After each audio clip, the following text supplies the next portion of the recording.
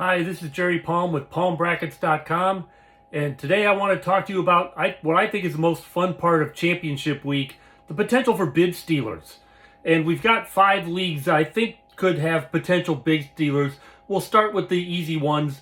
The Mid-American Conference, where Miami of Ohio has been the leader all year. It remains to be seen if they're an actual at-large quality team or not, but if they were to lose, they would send another team to the tournament as a champion, and then Miami could also still get an at-large bid.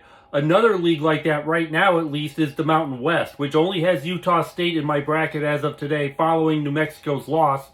So there's another potential bid stealer situation there. If Utah State, which is comfortably in the field, were to get beat, then the team that wins the league would also get a bid. That could be New Mexico, San Jose State, or maybe even last year's bid stealer, Colorado State, which is currently on an 8-game winning streak. And then there's a couple of leagues where maybe they get a bid stealer situation, but they might steal from their own league, like the Atlantic 10, which has got St. Louis in the bottom half of the bracket or the middle of the bracket, and VCU among the last 4 in. If someone else, say George Mason, were to win the tournament, then VCU might be the one that gets their bid stolen, because that, of course, it would mean that they lost in the conference tournament.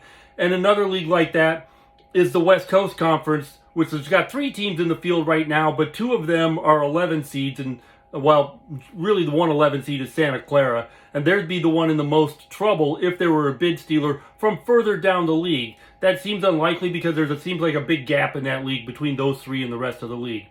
And then finally, there is one major conference where there could be a bid stealer, and that's the Big East.